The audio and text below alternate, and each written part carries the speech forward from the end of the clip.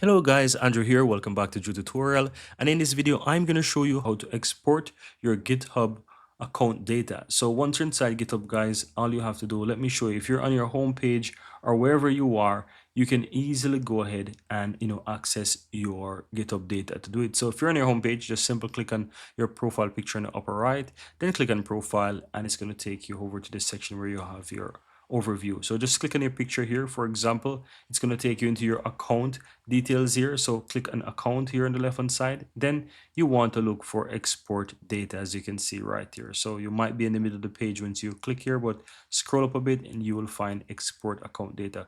Click on start and you'll be able to verify your email. So just simply verify via email.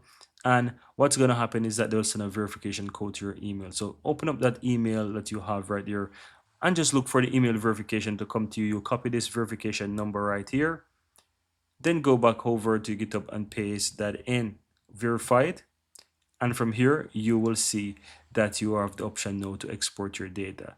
Now, as you can see, the recent export, and it says will prepare the export for you, and they will send you an email once this is ready. So you just have to wait for that email, and from there you'll be able to export your data. And that's pretty much it, guys.